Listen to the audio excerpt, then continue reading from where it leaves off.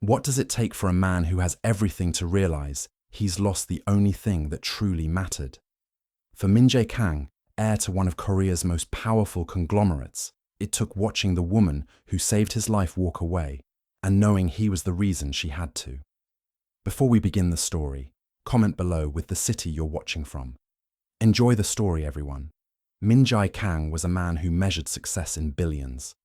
At 34, he was the crown prince of Kang Industries, a multi-billion-dollar empire that rivaled the biggest conglomerates in Asia. His life moved between Seoul's glass towers and the Manhattan penthouse, where he oversaw his family's American expansion. The late October air in New York carried winter's first bite as Min Jae's sedan glided through the Upper East Side. He reviewed acquisition reports on his tablet while his mind calculated profit margins and hostile takeover strategies. His father had taught him that people were assets or obstacles, nothing more. At 34, Min Jae had internalized this lesson completely. "Sir, unusual traffic ahead," his driver said. "Find another route." But before the driver could respond, chaos erupted. A delivery truck ran a red light, slamming into a taxi that spun directly into their path. Min Jae's driver swerved, missing the taxi by inches, but they careened into a construction barrier. The impact threw Min Jae against his seatbelt. His tablet shattered. The car's front end crumpled, steam hissing from the engine. Then he smelled it. Gasoline. "Out! Get out!" someone shouted. Min Jae tried his door. Jammed. His driver was unconscious. Panic clawed at him as the gasoline smell grew stronger. Through the spider-webbed window, he saw a woman running toward the car. Coffee-stained apron, worn jeans, dark hair in a messy ponytail. She wasn't looking at the crowd. She was looking directly at him. "Move back from the door!" she called. She grabbed metal from the construction barrier and swung hard against his window. Once, twice, 3 times. The glass gave way. She yanked the door open. "Come on, we need to get you both out now." Min Jae stumbled out. The woman was already checking his driver's pulse. "He's alive. Help me." Together, they dragged the driver away. 15 feet later, flames erupted from the engine. Min Jae collapsed onto the sidewalk. The woman positioned the driver in recovery position, her movements confident and practiced. Sirens wailed closer. "You're bleeding," she said, noticing the cut above Min Jae's eye.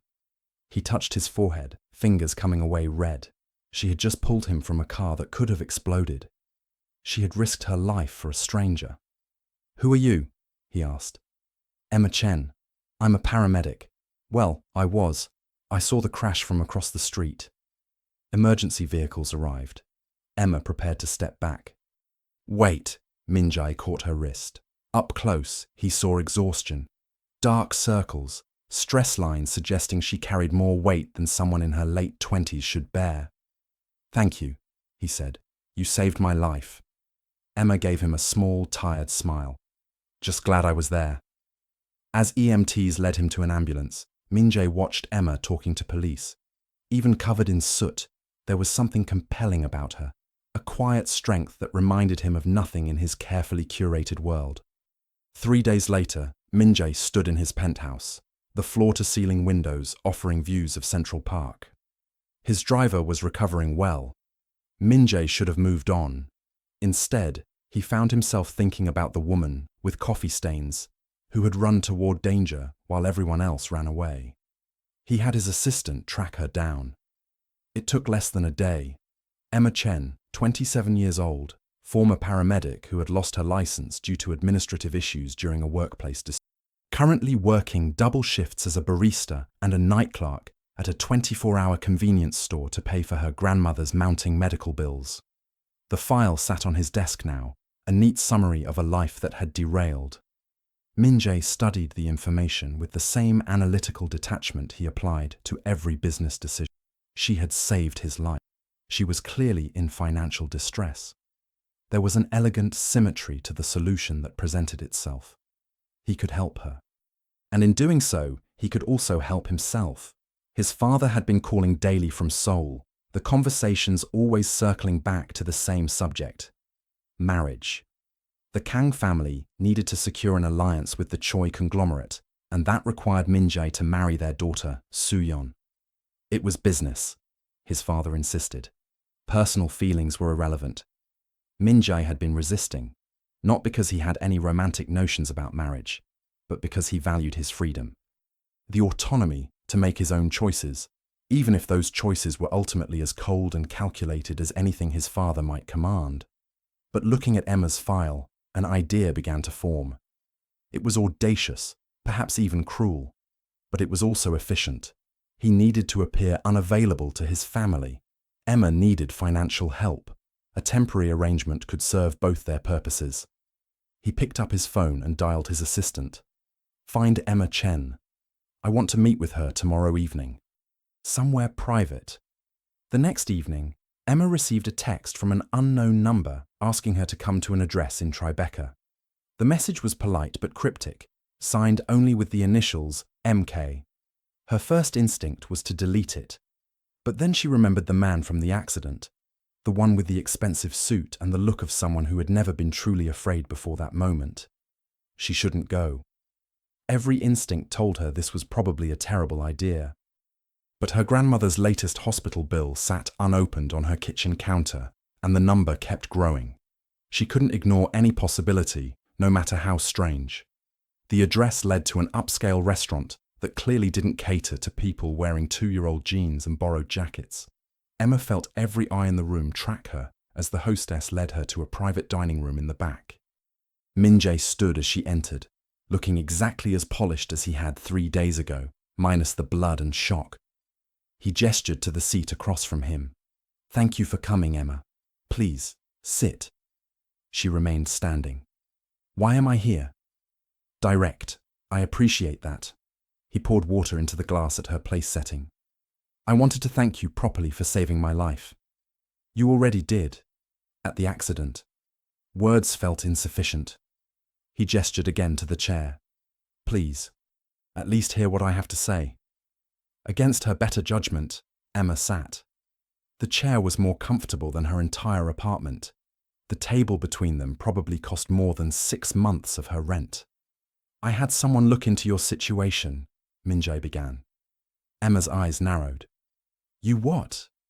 "Your grandmother's medical bills. Your lost paramedic license. The fact that you're working 70-hour weeks at jobs that are beneath your skills." He said it matter-of-factly, without judgment, but also without any real warmth. "I want to help. I don't need your pity." "It's not pity. It's pragmatism." Min Jae leaned forward slightly. "I have a proposal for you, a business arrangement that would benefit both of us. I'm not interested in whatever you're selling. Not even if it could pay every one of your grandmother's medical bills, fund her care for the next 5 years, give you enough financial security to reclaim your career." Emma's breath caught.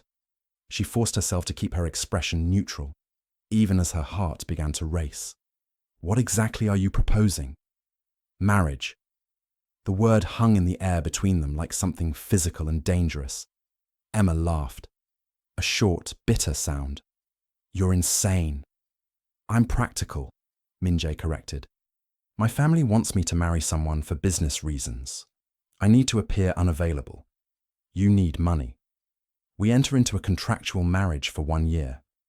You play the role of my wife at necessary social functions. In return, all your grandmother's medical expenses are covered, and you receive a substantial payment at the end of our arrangement." "Why me?" Emma demanded. "You could hire an actress, someone who actually moves in your world." "Because you saved my life, and I believe in paying my debts." He pulled a folder from beside his chair and slid it across the table. "This is the contract. Read it, think about it, but understand that this offer expires in 48 hours. Emma stared at the folder as if it might explode. "This is insane. This is business." Min Jae stood, buttoning his suit jacket. "I'll have my driver take you home. The contract includes all the details, financial terms, behavioral expectations, termination clauses. It's quite comprehensive. I don't even know you. You'll have a year to remedy that." He pulled out his phone, typing something quickly. "My personal number is in your contacts now. Call me when you've made your decision." He walked to the door, then paused. For what it's worth, Emma, I don't think you'll regret this. It's the most logical solution for both of us. After he left, Emma sat alone in the private dining room, staring at the folder. Her hands shook as she opened it and began to read. The contract was indeed comprehensive. 12 months of marriage, with specific provisions about public appearances, social media presence, and behavioral expectations. No physical intimacy required. Separate bedrooms were specified. At the end of the year, provided all terms were met, Emma would receive $2 million and all her grandmother's medical care would be fully funded for 5 years. $2 million. 5 years of guaranteed care for her grandmother. Emma closed the folder and pressed her palms against her eyes. This was crazy. This was absolutely insane. But that night, when she sat beside her grandmother's hospital bed, holding the old woman's frail hand and listening to the steady beep of monitors, Emma knew she was going to say yes. She pulled out her phone and dialed the number Min-jae had programmed into her contacts. He answered on the first ring. Have you made your decision? Yes. Emma took a deep breath. But I have conditions of my own. I'm listening. I want everything in writing, including provisions that protect my grandmother's care if something happens to me, or if you decide to terminate the contract early. And I want the ability to walk away at any time if you breach any terms. There was a pause. Then, acceptable. I'll have my lawyers draft the amendments. We can sign tomorrow. Tomorrow? Emma's voice rose slightly. Unless you'd prefer to wait and watch your grandmother's medical bills continue to pile up. The words were cold, clinical, but they were also true. Emma swallowed her anger. Tomorrow is fine. Good. My assistant will send you the details. Welcome to the arrangement, Emma. He hung up before she could respond. Emma sat back in the uncomfortable hospital chair, staring at her phone. She had just agreed to marry a stranger. A cold, calculating stranger who looked at her grandmother's suffering as a bargaining chip. But he was also a stranger who could save her grandmother's life. She looked at her grandmother, sleeping peacefully for the first time in weeks thanks to the new pain medication the hospital had finally agreed to provide. Emma had fought for that medication, had argued and pleaded, and finally broken down crying in front of 3 different administrators. Min-jae Kang could solve problems like that with a phone call. Emma closed her eyes. For her grandmother, she could do this.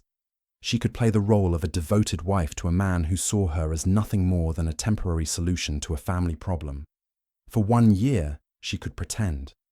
What she didn't know, what she couldn't have known, was that some pretenses become real, and some cold hearts can thaw. But that would come later. The signing took place in Min-jae's lawyer's office, a sterile space high above Manhattan, with views that seemed designed to remind visitors of their own insignificance. Emma wore the only professional outfit she owned, a black dress she'd bought for job interviews that had never panned out. Min-jae was already there when she arrived, flanked by 2 lawyers who looked like they billed by the minute. He gestured to the chair beside him without preamble. The amendments you requested are included, he said, sliding the updated contract toward her. Page 17, Section 9. Your grandmother's care is guaranteed regardless of contract termination circumstances, provided the termination isn't due to your own breach of conduct. Emma read through the relevant sections, her hands steady despite the surreal nature of what she was doing. The lawyers watched her with barely concealed impatience.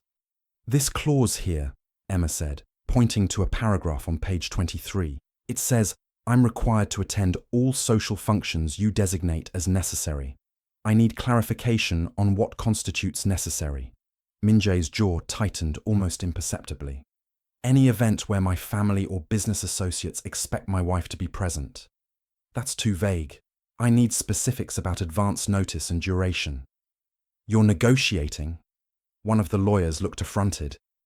I'm clarifying terms, Emma replied, not looking away from Min-jae. Isn't that what contracts are for? Something flickered in Min-jae's eyes.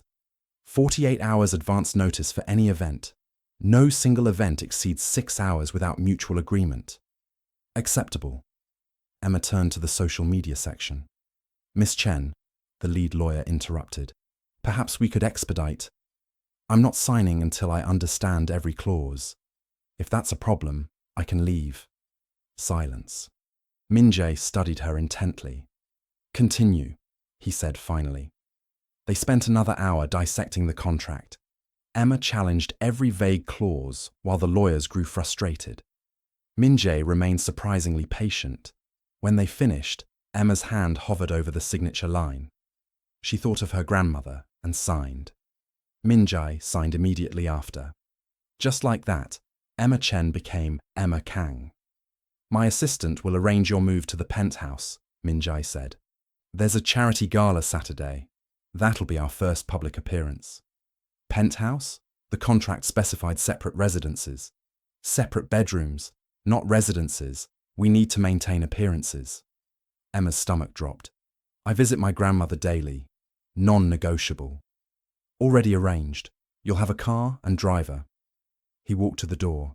At public events, we'll need to appear affectionate. Can you manage that?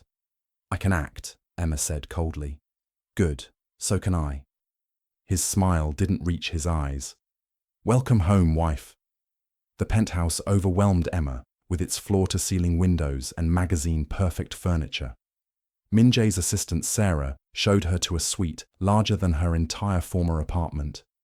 Mr. Kang leaves at 6 a.m., returns at 8 or 9. You'll see little of him except at scheduled events. Perfect, Emma muttered. After Sarah left, Emma's phone buzzed. The hospital.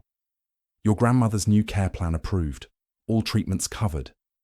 Emma sank onto the bed, tears falling. It was working. Her grandmother was getting help. All Emma had to do was play devoted wife to a man who saw her as a transaction. The charity gala at the Metropolitan Museum glittered with wealth. Emma wore a black gown Sarah had procured. Min-jae appeared in a devastating tuxedo. Ready? He asked. No. Neither am I, usually, but we do it anyway. They entered together. Whispers started instantly. Who was she? How had she captured Min-jae Kang? Min-jae seemed unfazed, keeping Emma close. To anyone watching, they looked devoted. Min-jae! A striking Korean woman in her 60s approached. I heard rumors you'd married. Introduce me to your wife. Mrs. Park, this is Emma. Emma, Mrs. Park is an old friend of my mother's. Emma smiled. Lovely to meet you. Mrs. Park assessed her coldly. How did you meet? This seems quite sudden. Emma saved my life, Min-jae said. Car accident. She pulled me from the vehicle before it caught fire. Sometimes you simply know. The warmth in his voice was completely convincing. Emma looked up at him, startled.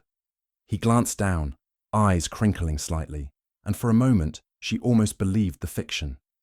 How romantic, Mrs. Park said, though her tone suggested she found it anything but. I'm sure your parents are thrilled. They will be, once they meet her, Min-jae replied. We're planning a trip to Seoul next month. That was news to Emma, but she kept her expression serene. I'm looking forward to it.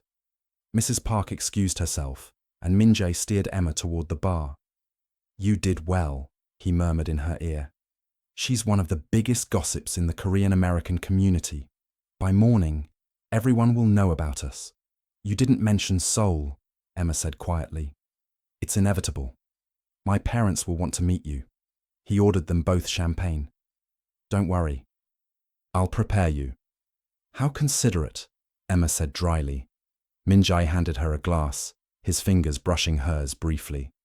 I'm not as bad as you think I am, Emma.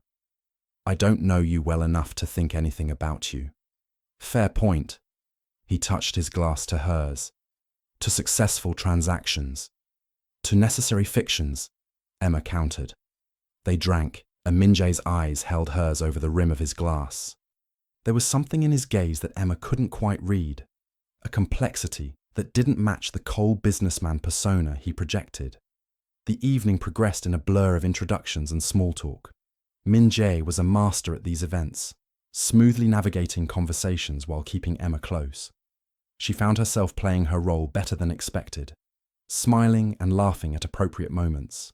her hand resting comfortably on his arm. But as the night wore on, Emma couldn't shake the feeling that something was shifting. Min Jae's touches lingered a fraction too long. His smiles seemed a shade too genuine.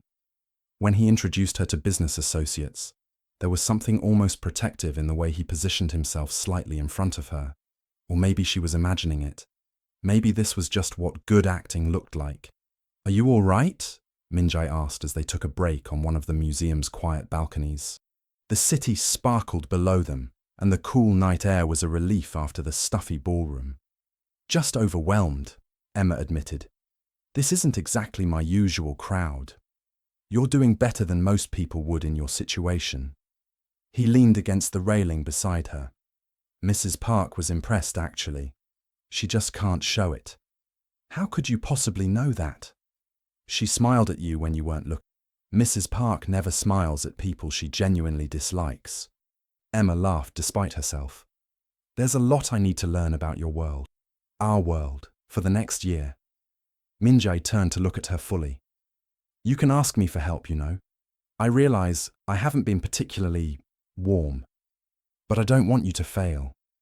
It doesn't serve either of us." It was the most human thing he'd said to her since they'd met. Emma studied his profile. The sharp lines of his face, the hint of tension around his eyes that suggested stress he rarely showed. "Why did you really choose me?" she asked. "The truth this time." Min Jae was quiet for a long moment. "Because when you pulled me from that car, you didn't hesitate. You didn't ask who I was or what you'd get from it. You just acted because it was right." He paused. "I don't encounter that often. People usually want something from me." "I do want something from you," Emma pointed out. $2 million and my grandmother's care." "Yes, but you were clear about it. Honest." "I respect that more than the people in there who smile while plotting how to use me for their own advancement." He straightened. "We should go back in. People will talk if we're gone too long." As they returned to the ballroom, Emma found herself reconsidering her initial assessment of Min Jae Kang. He was cold, yes. Calculating, absolutely. But there might be more to him than the facade he presented to the world. She just wasn't sure if that made things better or worse. 3 weeks passed in a strange new routine. Emma spent her days visiting her grandmother, whose health was steadily improving with proper treatment. The private room Min Jae had arranged was comfortable and quiet, and Emma could see the relief in her grandmother's eyes each time she visited. "You look different," her grandmother said one afternoon, studying Emma's face. "Happier, lighter." Emma smiled, though guilt twisted in her stomach. She hadn't told her grandmother the truth about the marriage, just that she'd met someone who could help with the medical bills. The old woman was too sharp, though. She sensed there was more to the story. "I'm just glad you're getting better," Emma said, deflecting. At the penthouse, she barely saw Min Jae. True to Sarah's prediction, he left before dawn and returned late, often with a briefcase full of work that kept him occupied until past midnight. When they did cross paths, usually in the morning when Emma was making coffee, their interactions were cordial but distant. The only time they seemed like a real couple was at the increasing number of social events Sarah added to their schedule. 2 more galas, a business dinner, a gallery opening. At each one, Min Jae transformed into the attentive husband, and Emma found herself playing her role with increasing ease. But it was all performance. Wasn't it? Emma was beginning to have trouble telling. One evening, she arrived home from the hospital to find Min Jae in the living room, his tie loosened and his jacket discarded on the couch. He had a glass of whiskey in his hand and was staring out at the city lights with an expression that looked almost tired, human. "Bad day?" Emma asked, setting down her bag. He glanced at her, seeming surprised she was there. The Boston acquisition fell through. 6 months of work, gone because someone leaked our strategy to a competitor. "I'm sorry." Min Jae took a drink. "Business. It happens." Emma should have gone to her room, should have left him alone with his expensive whiskey and his expensive view. Instead, she found herself walking to the bar and pouring her own drink, wine, not whiskey, because she'd never developed a taste for the harder stuff. She sat in the armchair, perpendicular to him, close enough to talk, but not so close it felt intrusive. "For what it's worth," she said, "you seem like you're good at what you do. You'll find another opportunity." Optimistic assessment from someone who doesn't know the first thing about corporate acquisitions. "Maybe, but I know about fighting losing battles, and I know that giving up isn't in your vocabulary." Min-jae looked at her with something like curiosity. "What makes you say that?" "Because you orchestrated an entire fake marriage rather than just tell your family no. That takes a special kind of stubborn determination." He huffed. Not quite a laugh, but close. "I suppose that's one interpretation." They sat in comfortable silence for a while, sipping their drinks and watching the city sparkle below them. It struck Emma how rare this was. Just the two of them, without an audience, without roles to play. "Your grandmother," Min-jae said eventually. "She's doing better?" "Much better. The new treatment is working." Emma smiled. "Thank you for that. It's part of our arrangement." "Still, thank you." Min-jae nodded, then stood abruptly. "I should finish some work. Good night, Emma." "Good night." She watched him disappear down the hallway to his room, and she wondered if he found the penthouse as lonely as she did. For all its luxury, it was just a beautiful cage. And they were both trapped in it together, pretending to be something they weren't. The trip to Seoul came faster than Emma expected. She had 3 days to prepare, which Sarah claimed was plenty of time, but felt woefully inadequate. Sarah briefed her on Korean customs, proper greetings, and the Byzantine hierarchy of the Kang family. Min-jae's father, Chairman Kang, is traditional, Sarah explained, as they reviewed materials in the penthouse. He expects deference. His mother passed away 5 years ago. Min-jae has one younger sister, Ji-woo, who you'll probably like. She's more modern in her thinking. "What do they know about me?" Emma asked. "Only that you saved Min-jae's life and that he married you quickly. Chairman Kang is skeptical. Be prepared for that." The flight to Seoul was Emma's first experience in first class. Min-jae worked the entire time, his laptop open and his attention focused. Emma tried to sleep but found herself too nervous, watching the clouds through the window and wondering what she'd gotten herself into. When they landed, a driver met them at the airport with a Mercedes. The Seoul skyline was stunning, modern skyscrapers mixed with traditional architecture, the city buzzing with energy even late in the evening. The Kang family home was in Gangnam, a sprawling estate that made Min-jae's Manhattan penthouse look modest by comparison. High walls surrounded carefully manicured gardens, and the main house was a masterpiece of traditional Korean architecture, updated with modern luxury. Min-jae's hand found hers as they exited the car. "Remember," he murmured, "you're here because I want you to be, not because my father demands it." That distinction matters to him. A staff member opened the door. They stepped into a grand entryway where a distinguished man in his 60s emerged. Min-jae's sharp features aged into something harder. Chairman Kang. He studied Emma with calculating eyes. Min-jae bowed, Emma following. "Father," Min-jae said in Korean, then English.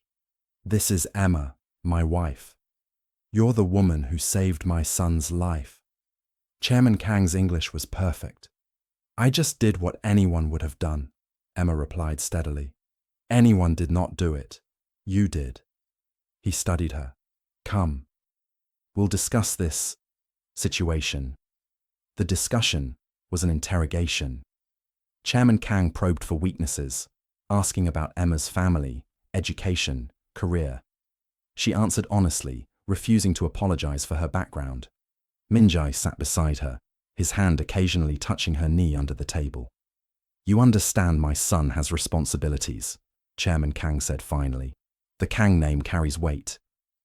I understand I'm expected to meet those expectations, and I intend to." Something flickered in the chairman's eyes. "You don't lack courage. That's something." "Father," Min-jae began. "I'm not finished." Chairman Kang turned to his son. "You married without consulting your family, without consideration for arrangements we had made. Those arrangements weren't mine to make. Minjai said firmly. I chose Emma. That choice stands. Tension crackled between father and son. Finally, Chairman Kang leaned back. Very well, for now. But understand, actions have consequences. This marriage will be tested. It sounded like a threat. That night in their guest suite, Emma collapsed onto the bed.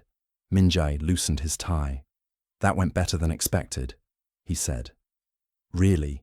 Because it felt like your father was planning our funeral. Minjai actually smiled. Genuine, transforming. He likes you. If he didn't, we'd still be in that room. I'm not sure I want to know what it looks like when he doesn't like someone. Probably wise. Minjai sat on the bed's edge. Thank you for standing your ground. He respects strength. I wasn't trying to impress him. I was being honest. I know. That's what made it effective. He reached out, brushing hair from her face. You're better at this than you think. Emma's breath caught. His hand lingered, and she saw something shift in his eyes. Something warm and real. Then he pulled away, standing abruptly. I should let you rest. Tomorrow we meet my sister. He retreated to the sitting room, leaving Emma's heart racing. The next morning, Jiwoo arrived like a whirlwind, bright, unlike her brother. She hugged Emma immediately. I'm so glad Minjai found someone real. She linked her arm through Emma's. Let's have breakfast without him. At a Gangnam cafe, Jiwoo asked genuine questions, not interrogative like their fathers. She wanted to know everything about Emma and Minjai's relationship. He's still impossibly stubborn, Emma laughed. He gets that from father. But I can tell he's different with you. Softer. We've only been married a few weeks. Still, my brother doesn't let people in easily. The fact that he married you at all. She trailed off meaningfully. Emma wanted to confess the truth but couldn't shatter Jiwoo's genuine happiness. The week passed in family dinners and business meetings. Emma accompanied Minjai to headquarters, sensing his power. But in quiet moments, she saw glimpses of something else. His worry for a sick employee's mother, his late-night weariness on the balcony. Do you miss it? Emma asked, joining him. Being here. Home, Minjai tested the word. I'm not sure I've ever had one. That requires something more. What? He looked at her, younger in the soul night. Someone who makes you want to come back, maybe. The moment stretched between them. Then his phone rang, shattering the spell. The flight back to New York felt different. Emma woke to find a blanket draped over her. Did you put this on me? The cabin was cold. He didn't look up. Thank you. It's not a big deal. But it felt like one. It felt like something was shifting, some ice inside Minjai Kang slowly beginning to crack. Emma settled back into her seat and closed her eyes again, a small smile playing at her lips. Maybe, just maybe, the next 11 months wouldn't be as purely transactional as they'd both expected. 2 months into the marriage, and the lines were getting dangerously blurred. Emma noticed it first in small things. The way Minjai started timing his morning departures to coincide with her coffee making. How he'd linger at the kitchen counter, asking about her grandmother's progress or mentioning something interesting about his day before heading to the office. The penthouse felt less like a prison and more like, well, not quite home, but something approaching it. One Saturday morning, Emma was surprised to find Minjai still in the apartment at 9 a.m., wearing jeans and a casual sweater instead of his usual armor of expensive suits. He looked younger, more approachable. I thought you'd be at the office, she said, pouring her coffee. Decided to take the morning off. He pulled out a chair at the kitchen island. I was thinking, your grandmother's physical therapy is going well, right? Really well. She's getting stronger every day. Would she be able to handle a short trip? Nothing strenuous. Emma set down her mug, intrigued. Maybe. Why? My family has a house in the Hamptons. It's been sitting empty.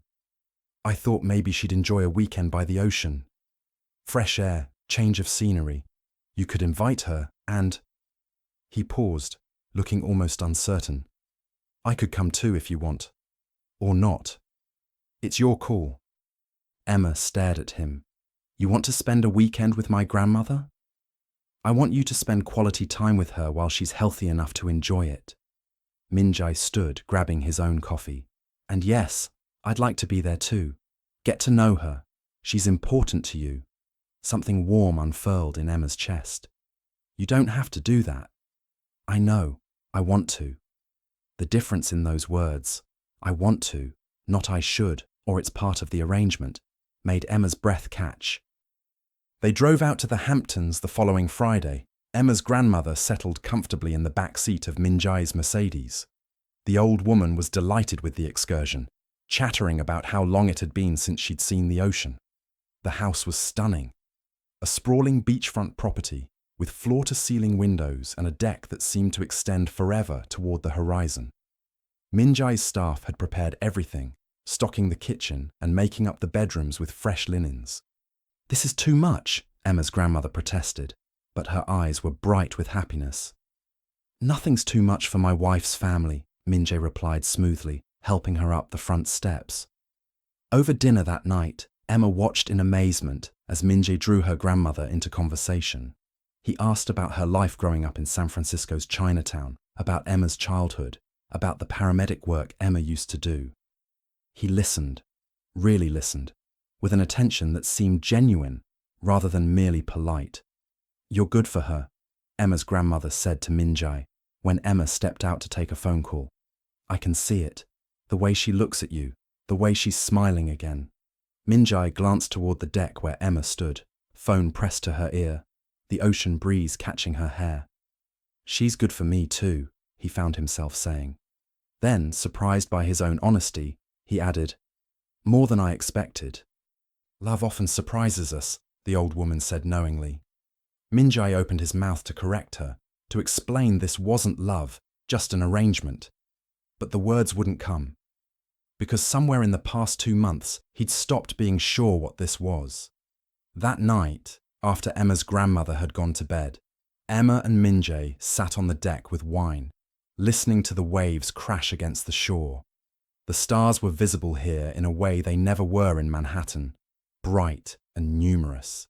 Thank you for doing this, Emma said. She's so happy. I haven't seen her like this in years. You don't need to keep thanking me. Yes, I do, because this wasn't part of the contract. You didn't have to. Emma. Min-jae turned to look at her fully. Can we stop pretending for a moment? Just here, just tonight. Can we stop talking about the contract like it's the only thing between us? Emma's heart began to race. What do you mean? I mean that somewhere along the way, this stopped feeling like a transaction to me. I don't know when it happened exactly.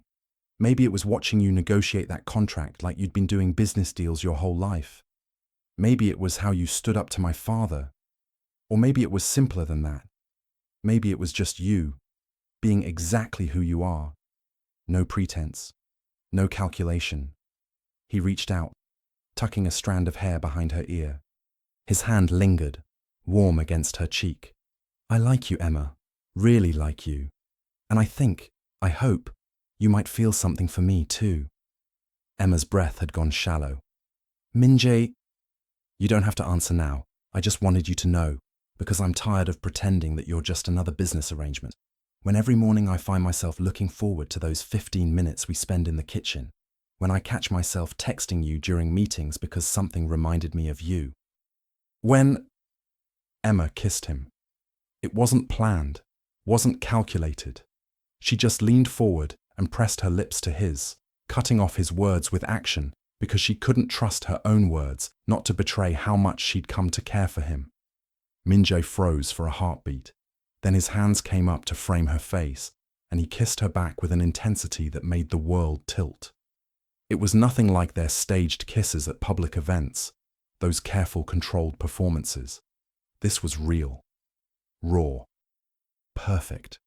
When they finally broke apart, both breathing hard, Min-jae rested his forehead against hers. So that's a yes? He asked, and Emma could hear the smile in his voice. That's a yes. They stayed on the deck until late, talking about everything and nothing, hands intertwined, the ocean providing a soundtrack to their confession. By the time they went inside, something fundamental had shifted between them. The contract was still there, The arrangement still existed. But now there was something else too. Something that couldn't be defined in legal terms or bound by clauses and conditions. Something that felt dangerously close to love. The next morning, Emma woke to find Minjai in the kitchen making breakfast, or attempting to. He was standing over a pan of eggs that were definitely burning, frowning at them like they were a hostile corporate takeover. "Need help?" Emma asked, trying not to laugh. "I can make breakfast," Minjai insisted, then looked at the pan and sighed. "Okay, I cannot make breakfast."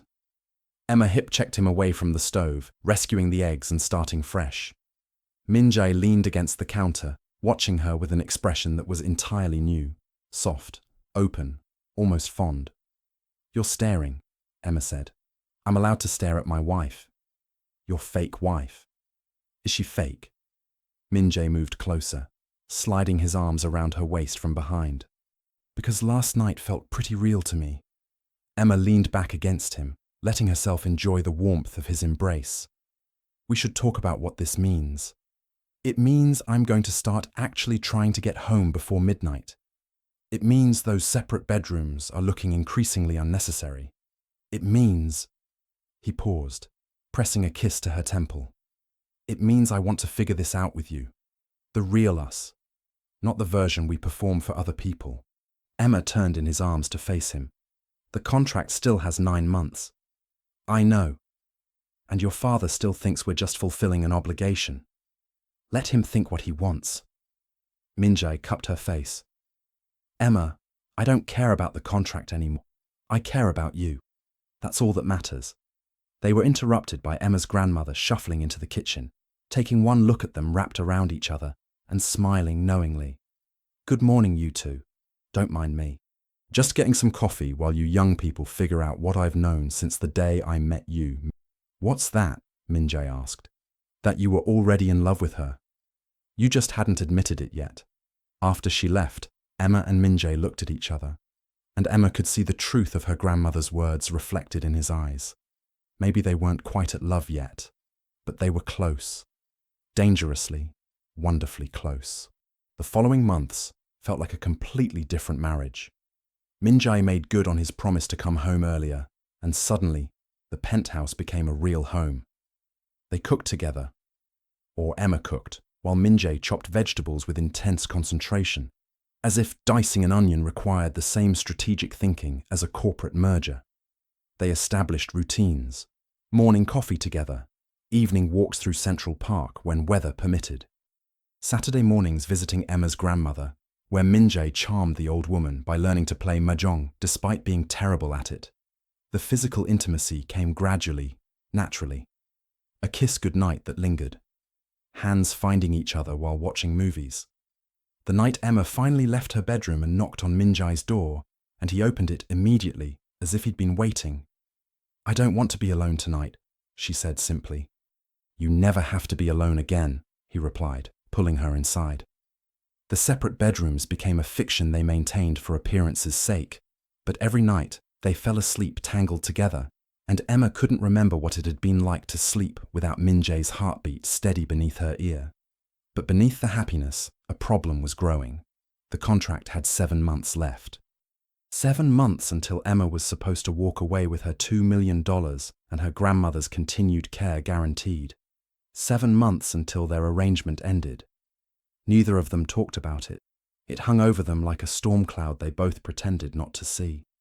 Things came to a head during a business dinner 4 months into their marriage. Minjai's father had flown in from Seoul for meetings, and he insisted on having dinner with them at Per Se, one of Manhattan's most exclusive restaurants. Chairman Kang was in rare form, discussing business strategies and family obligations with the same ruthless efficiency he brought to everything. Emma mostly listened, sipping her wine and trying to follow the complex web of corporate maneuvering. Then the chairman said something that made Emma's blood run cold. "The Choi situation has resolved itself satisfactorily," he announced. "Their daughter married the VP of another conglomerate, which means, Minjai, that your temporary arrangement has served its purpose." Emma felt like she'd been punched. "Temporary arrangement?" Chairman Kang looked at her with something like pity. You did know this was always meant to be temporary, yes? Once the marriage pressure was off Minjai, once we'd satisfied the board's concerns about his commitment to family values, well, contracts can be dissolved. Quietly, of course, with appropriate compensation for your discretion. Emma turned to Minjai, who had gone very still, his face unreadable. You told him about the contract? Emma, you told your father that I was a contract marriage, that I was, what exactly, a convenient prop? That's not… When? Emma demanded, her voice rising despite the exclusive setting. When did you tell him? Minjai's jaw tightened. I never hid it from him. He knew from the beginning that our marriage was an arrangement to avoid the Choi situation. Emma felt like the floor was tilting beneath. Your father knew this whole time. He knew we were faking it, and you never thought to tell me that. I didn't think it mattered. Didn't think it mattered. Emma's laugh was bitter. These past few months, everything we said, everything we did.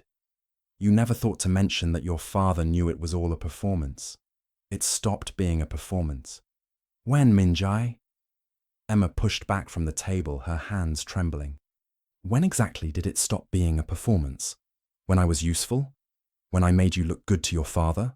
Or was that part of the plan too? Make the contract wife believe it was real so she'd be more convincing. That's not fair. Fair? Emma grabbed her purse, needing to get away before the tears she was fighting broke through. You want to talk about fair? I trusted you. I let myself believe this was real. And all along, you and your father were treating me like just another business transaction. Emma, wait!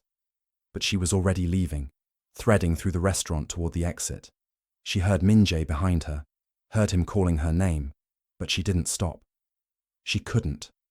Outside, the New York night was cold and indifferent. Emma hailed a cab, giving the driver her grandmother's hospital address. She needed to see the one person whose love had never been transactional. Behind her, Minjai stood on the sidewalk, his father emerging from the restaurant with an expression of calculated satisfaction. Let her go, Chairman Kang said. She served her purpose. Now we can move forward with more suitable arrangements. Minjai stared after the disappearing cab, something fierce and painful twisting in his chest. She's my wife. She's a contract. No. Mom. Minjai turned to his father, and for the first time in his life, he didn't care about protocol or respect or family hierarchy. She's the woman I love, and I just destroyed that because I was too much of a coward to tell her the truth. Chairman Kang's eyes widened slightly, the most surprised Minjai had ever seen him show. You're serious? I've never been more serious about anything in my life. Minjai pulled out his phone, trying Emma's number. It went straight to voicemail. I need to fix this. Minjai, no, father. For once in my life, I'm choosing what I want over what's strategic. I'm choosing Emma. And if you can't accept that, then maybe it's time I stepped away from Kang Industries entirely. He walked away, leaving his father standing on the sidewalk, and for the first time in his carefully controlled life, Minjai Kang had absolutely no plan. He just knew he needed to find Emma and somehow make her understand that what they had, what they'd built together, was the only real thing in his entire manufactured existence. Emma sat beside her grandmother's bed, tears finally falling freely. The old woman stroked her hair, making soothing sounds, not asking for explanations Emma wasn't ready to give. I was so stupid, Emma finally choked out. I let myself believe it was real. Was it? Her grandmother asked gently. I don't know. Maybe. But it doesn't matter now, does it? His father sees me as a temporary solution, and Minjai never told me that his father knew about the contract from the start, which means he was always planning an exit strategy. I was always temporary.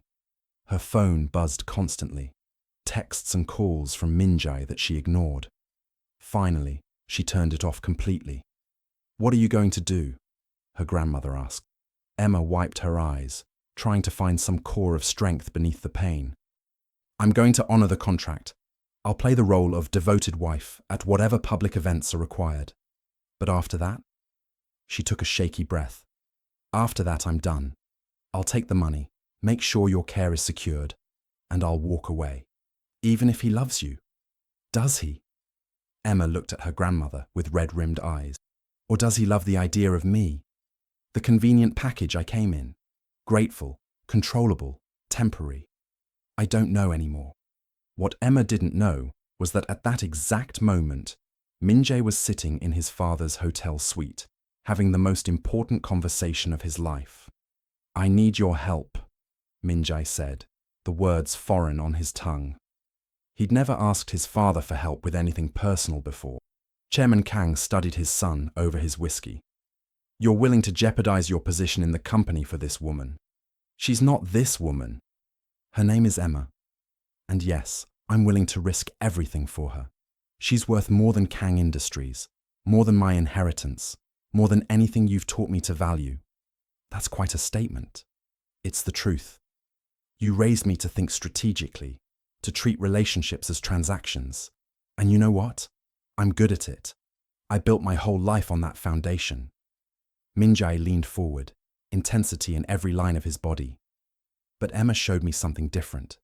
She showed me what it's like when someone cares about you without wanting anything in return. When someone sees you at your worst and doesn't calculate how to use it against you. She wanted money, Chairman Kang pointed out. Her grandmother's medical bills, that's transactional. She was honest about it. She didn't pretend, didn't manipulate. She laid out exactly what she needed and what she could offer. That's not calculation, that's survival.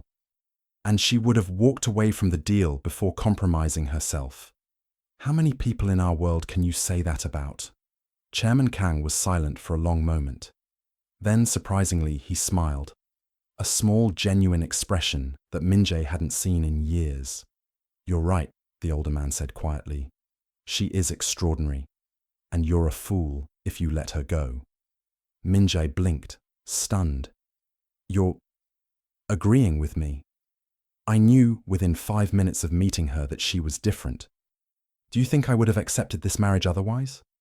I was testing you both tonight, testing to see if what you felt for each other could survive being challenged. Chairman Kang set down his glass. She's angry now, and rightfully so. But if you want her back, you're going to have to prove that you're worth the risk. No contracts this time, no safety nets, just you, being honest about what she means to you. How do I do that when she won't even answer my calls? Figure it out. You're supposed to be brilliant. His father's eyes gleamed with something like approval. And Min-jae? When you do win her back, and I believe you will, don't make the mistake I made. Don't let work consume you until you forget why you wanted the life you're building. Your mother tried to tell me that. I didn't listen until it was too late. It was the most personal thing his father had said to him in a decade. Min-jae swallowed hard. I won't. I promise. The next 2 weeks were agony. Emma refused to see Min-jae, though she honored their public commitments with a professionalism that broke his heart. She appeared at his side at the necessary events, smiling for cameras, playing the devoted wife. But the moment they were alone, the mask dropped, and she became distant, unreachable. Min-jae tried everything. Flowers. Emma donated them to the hospital. Letters, returned unopened. Even showing up at her grandmother's hospital room, where the old woman greeted him warmly, but told him Emma had left just minutes before. She's hurting, Emma's grandmother said. Give her time. I don't have time. The contract ends in 6 months, and if I don't fix this before then, I'll lose her forever. Then you'd better figure out what you're willing to sacrifice to keep her. Min-jae went home to his empty penthouse. Emma had moved back to her own bedroom, and the space between them felt vast despite the walls that separated them being so thin. He sat in the dark living room, staring at the city lights, trying to figure out how to fix what he'd broken. The answer came to him at 3 a.m. He called his lawyers first thing, giving instructions that made them question his sanity. Then he called his father. Are you certain? Chairman Kang asked. This is radical. I'm certain. Set it up. 2 days later, Min-jae cornered Emma in the penthouse as she was preparing to leave for the hospital. She was wearing jeans and a sweater, her hair pulled back in a simple ponytail, and she looked beautiful and distant and completely out of reach. I need 5 minutes, Minjai said. That's all. Just 5 minutes, and if you still want nothing to do with me after that, I'll honor it. Emma crossed her arms. Fine. 5 minutes.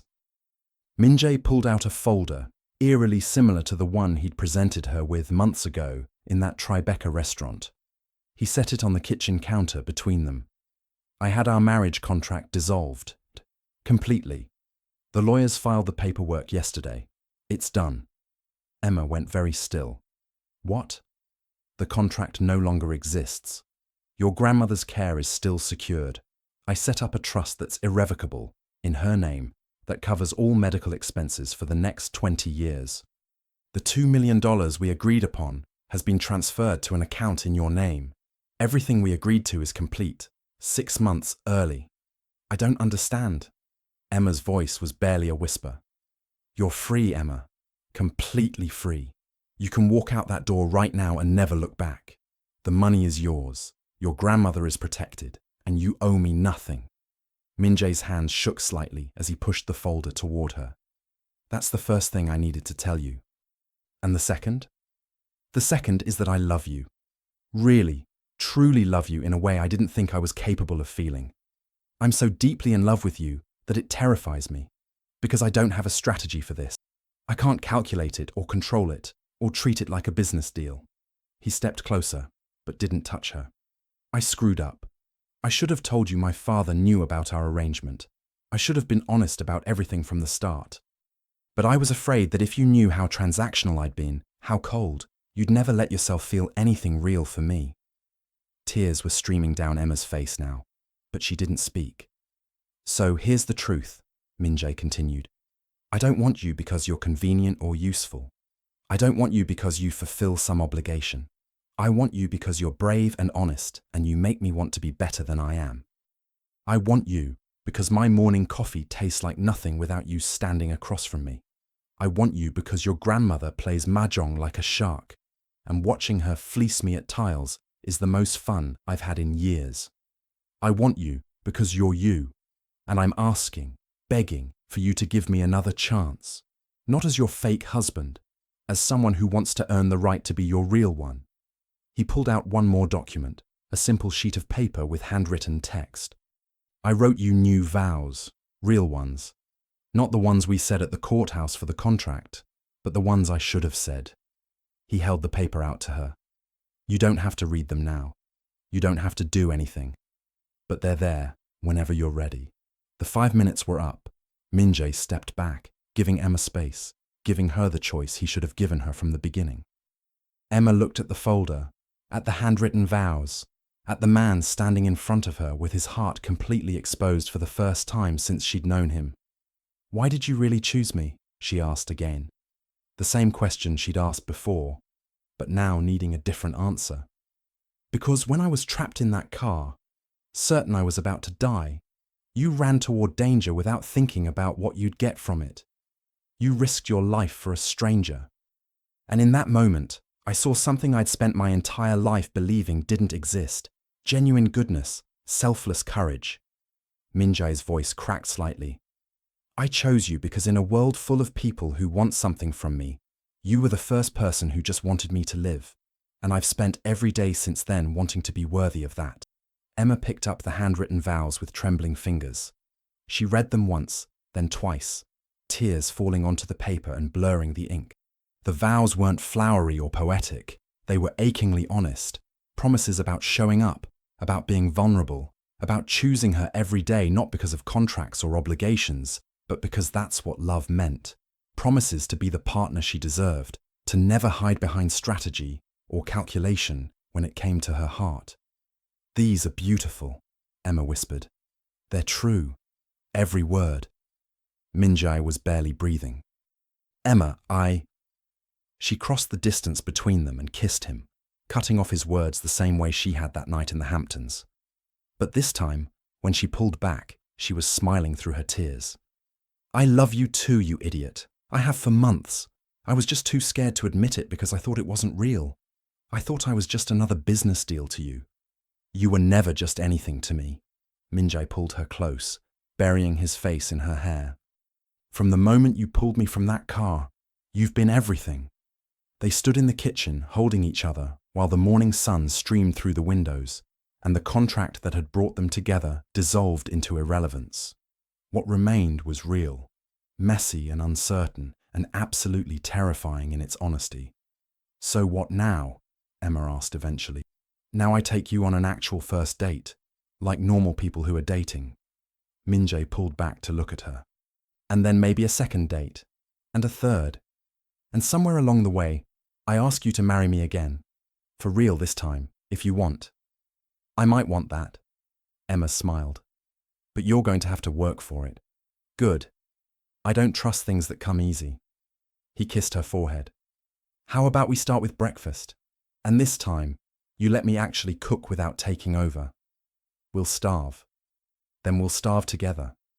They didn't starve. Min-jae managed to make scrambled eggs that were only slightly burned, and they ate them laughing, planning their first official date, talking about everything and nothing like they had all the time in the world. Because they did. No contracts, no conditions, no expiration date, just them, figuring it out one day at a time. 6 months later, Min-jae proposed again, kneeling in the same spot on the deck in the Hamptons, where they'd first admitted their feelings, with Emma's grandmother watching from her wheelchair and crying happy tears. The ring was beautiful, a simple band that Emma picked out herself because Min-jae insisted she should have exactly what she wanted, not what he thought she should want. "Yes," Emma said before he could finish his prepared speech. "Yes, I'll marry you. For real this time."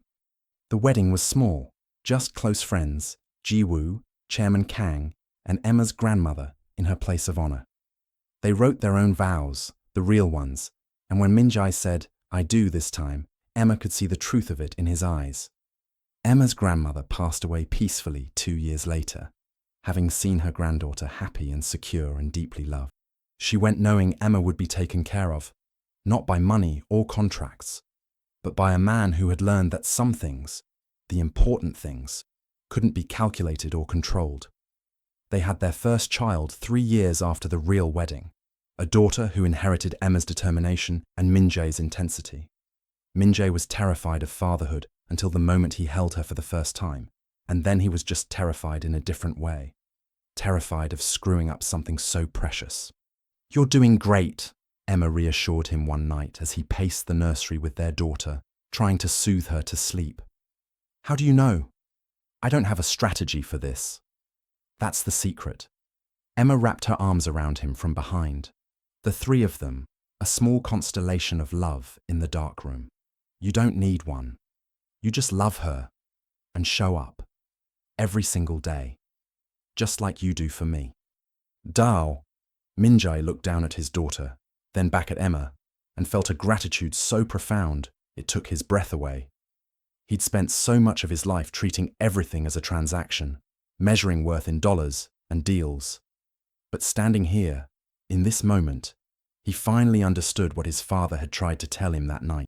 Some things couldn't be bought. Some things couldn't be negotiated or controlled.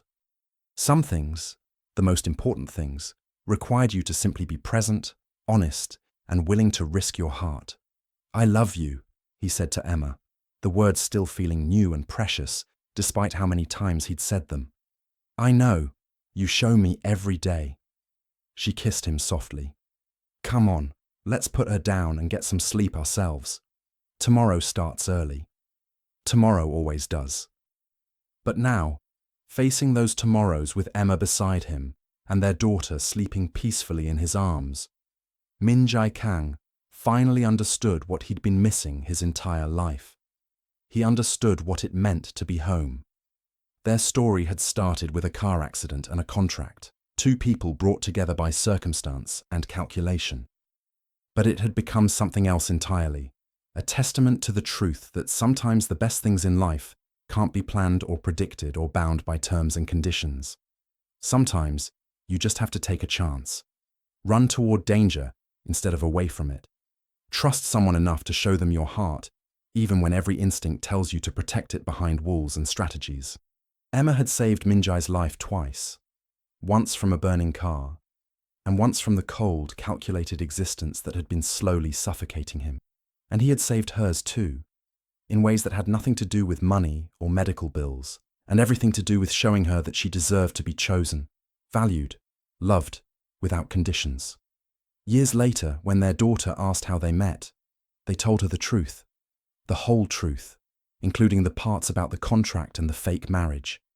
They told her because they wanted her to understand that love wasn't always a straight path, and sometimes the best things grew from the strangest beginnings. "But you love each other now, right?" she asked, looking between them with serious eyes. "More than anything," Minjai replied, reaching for Emma's hand. "Then that's what matters," their daughter said with the simple wisdom of children. And she was right. In the end, that's all that mattered. Not how they started, but where they ended up. Together, building a life that was messier and more complicated and infinitely more beautiful than any contract could have outlined. Some deals are worth breaking, some arrangements become real, and some cold hearts just need the right person to show them how to feel. Min Jae Kang had been a man who measured everything in terms of profit and loss. Now he measured his life in smiles across breakfast tables, in small hands gripping his finger, in the weight of Emma's head on his shoulder as they watched their daughter sleep. He'd traded his contracts for something far more valuable. He'd traded calculation for love, and it was the best deal he'd ever made. Wow, what do you think? Did Emma make the right choice in giving Minjai a second chance? Share your thoughts in the comments below. We'd love to hear your perspective on forgiveness and redemption. If this story touched your heart, don't forget to subscribe to the channel for more inspiring narratives. Rate this story from 0 to 10 and let us know what kind of stories you'd like to see next. Thank you for being part of this journey with us.